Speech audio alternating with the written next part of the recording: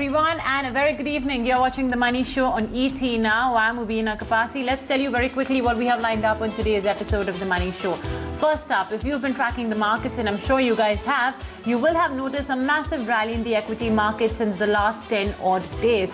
Whatever the trigger may be, the markets are at record high levels. But the question is, for all of you equity mutual fund investors, this is precisely the reason why you've been investing in equity mutual funds. Is this rally reflecting on your portfolio as well? Has your mutual fund portfolio rallied the way the market has? What's the correct gauge of assessing returns? We'll be discussing this with a very special guest who will be joining us in just a bit from now. Further, we'll also be bringing on board Subrajit Roy of Kotak Mahindra Capital to understand how can one judge an IPO. We have a series of IPOs that have already been launched and a few more coming up. But with an IPO, it's tricky because you don't have much past information available on a public forum. So what are the tools to assess whether an IPO is a good fit for you and your portfolio or not? So that's what we have lined up for now. And of course, not to mention ET Now's flagship event, Voyage, which is underway. You just heard out snippets of that. But first up, let's now welcome on the show Rachit Chawla, founder and CEO of Runway FSC. Rachit, thank you so much for joining us, and apologies for the delay in getting to you. To start with, Rachit, we are seeing this massive momentum in the equity markets. Let's start off first by understanding what, according to you, is leading to this rally in India's Nifty and the Sensex. I think we are now outperforming most of the global markets as well. So what do you think is sort of triggering this? Thank you for having me on the show, Mobina. So I think it's actually a lot of liquidity getting pumped into the system. So if you see the data, a lot of DIAs and FIAs are continuously buying and, pumping in liquidity from the government standpoint also, because, there's a bailout that US has announced for 1.9 trillion, and a lot of money has been pumped in by the Indian government also in terms of aids. So whenever these kind of things happen, ultimately people get benefited because this shows in the valuation of the equity markets. That's the reason you see, Nifty going at all-time high, Sensex also going at all-time high. So large caps are outperforming because the future, what they are seeing, is very optimistic and the liquidity is absolutely supporting it.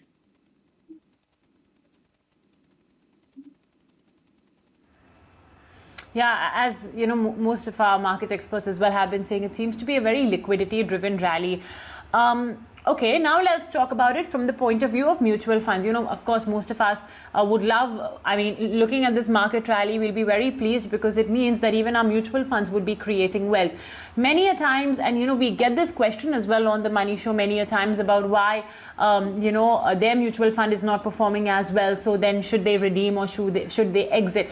However, I believe when you look at a mutual fund return, it should not, yes, you do have a benchmark with which every mutual fund tries to compare themselves so that it's for the better understanding of a retail investor. So how exactly should investors look at their mutual fund portfolio to gauge and comprehend the kind of returns their mutual fund is giving? What would be a good parameter to judge?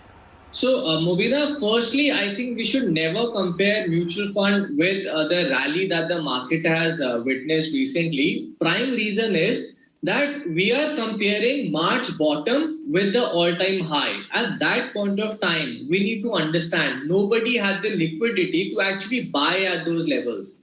At a hindsight, we are, looking at our mutual funds and seeing why the mutual fund did not do as well as the markets did. But we are in the present right now and actually thinking about the past. That's the reason we are feeling mutual fund did not perform. But believe you me, mutual fund incurs a lot of costs which are hidden.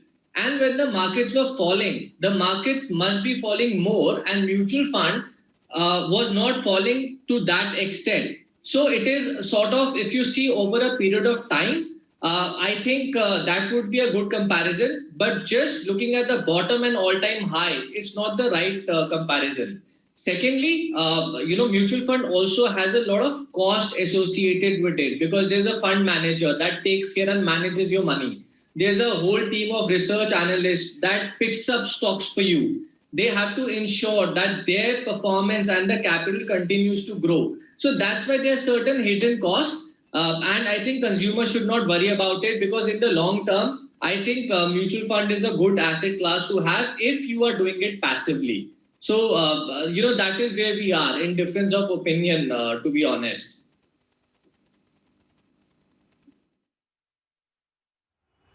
All right. So if a Nifty, let's say, has rallied, 20% in the last, say, 6 months, then there is a possibility that a Nifty, a large cap index, large cap mutual fund, that you may own in your portfolio. It's not necessary that that will also see a 20% rally. It could probably be a little lesser because you also have all these ancillary expenses that are incurred. So in that case, Rachit, how should an investor essentially gauge, or rather, what are the parameters that you'd look at to understand whether a mutual fund portfolio is doing as well, or do you think that it's not living up to it's not up to the mark? How would you gauge it, Rachit? So I will give you 4-5 parameters which are very easily accessible. So when I say accessible, nowadays there are a lot of websites that give you real-time information. And information has become very easy to access. Just go online, go to sites like Money Control or maybe Value Research Online. So they have all the data about every single mutual fund that exists. Now, the first thing which I would recommend to focus on is actually the expense ratio. Certain mutual funds will have very high expense ratio, as high as 2%. Certain mutual funds will have low expense ratio as in 0.4%. So you need to understand before investing in a mutual fund, how much expenses will be levied on your capital. The lower the expense levied, the better it is for you, because that in the long term will add a significant impact. We should not think that, okay, 1%, it hardly matters. But if you're talking about SIP in the long term, even 1% will increase your return drastically and reduce your return drastically if you are going for a high expense ratio. So number one is expense ratio. Second one is the risk analysis. You should always look at the fund's risk analysis, whether it is high risk, medium risk, or low risk. Absolutely, risk is equal to reward. So you don't have to always be investing your money in high risk only. So you need to sort of divide which mutual fund you are choosing as per the risk parameters. The third is, and which is again very important, is the asset under management. If the mutual fund is not a lot liquid, that means you should stay away from that mutual fund, because there might be an instance that when you go for redemption, your money might not get redeemed on time. So always go for funds which have larger AUM, so that the risk of redemption is absolutely mitigated. Fourthly, I feel the objective of the fund manager and that particular fund needs to be aligned with your objective. If the fund's objective is aggressive and your objective is retirement saving, then you should not invest in that fund. You should always stick to your objective, and only then you need to enter. Fifth would be the performance ranking. Now, do not compare a high risk equity fund performance with a debt performance. I always, on the website, there's a peer comparison mentioned. So the consumers need to go first, choose the fund, and then do a peer comparison. That means certain funds which are in the same category, how they are performing, and then they can choose and take a conscious decision with which fund they want to enter with. So I think these are the 4-5 parameters one can look at.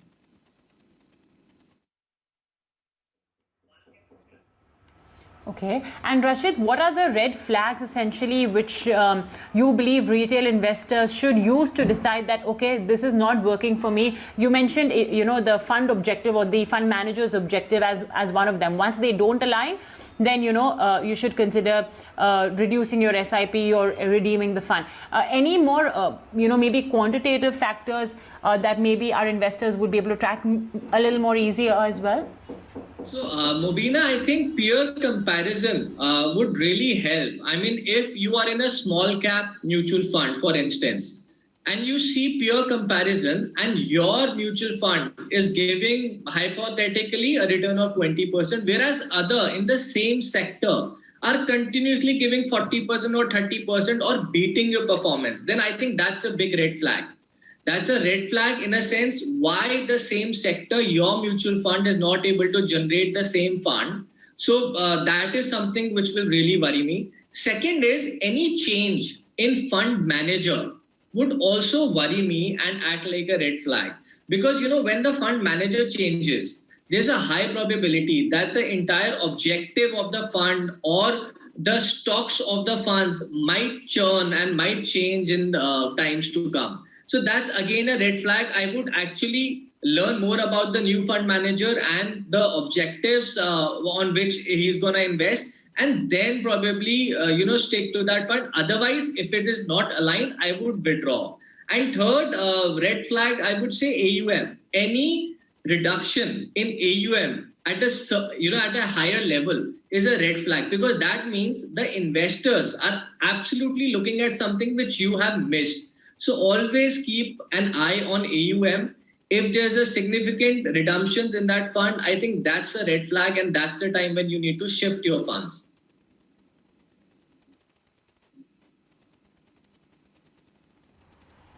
Okay, understood. All right. Well, I think, Rachit, with that, we are out of time.